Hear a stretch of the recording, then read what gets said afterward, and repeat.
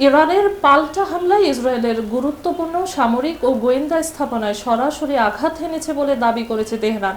বৃহস্পতিবার ইরানের রাষ্ট্রীয় সংবাদ মাধ্যম ইরনা জানায়, দক্ষিণ ইসরায়েলের বিয়ের শেভায় অবস্থিত 3টি স্থাপনায় নিখুঁতভাবে আঘাত হানে ইরানের ক্ষেপণাস্ত্র।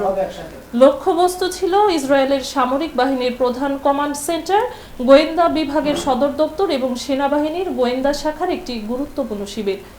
ইরনার প্রতিবেদনে বলা হয়, ক্ষেপণাস্ত্রের আঘাতে স্থানগুলোতে ব্যাপক ক্ষয়ক্ষতি হয়েছে। ইরান আরও দাবি করেছে, গোয়েন্দা দপ্তরের পাশেই অবস্থিত সোরকা হাসপাতালে সরাসরি আঘাত হানা হয়নি, তবে ক্ষেপণাস্ত্রের বিস্ফোরণ ও শকওয়েভের কারণে ভবনটি কিছুটা ক্ষতিগ্রস্ত হয়েছে। এই হামলা ইসরায়েলের অপারেশন দ্য রাইজিং লায়নের প্রতিক্রিয়ায় চালানো হয়। গত 13 জুন ইরানে বিমান হামলা শুরু করে ইসরায়েলের বিমান বাহিনী, যার ধারাবাহিকতায় প্রাণ হারিয়েছে 6 শতাধিক মানুষ এবং আহত হয়েছেন প্রায় 1300 জন। ইরান এরপর অপারেশন ট্রু প্রমিস 3 নামের সামরিক পাল্টা অভিযান শুরু করে। ইসরায়েল এখনও সেখানকার নিহত ও আহতের প্রকৃত সংখ্যা গোপন রেখেছে। বিশ্লেষকরা বলছেন, উভয় পক্ষ এখন সরাসরি একে অপরের সামরিক ঘাঁটি লক্ষ্য করে হামলা চালানোর সংঘাত এক ভয়াবহ ধাপে পৌঁছেছে।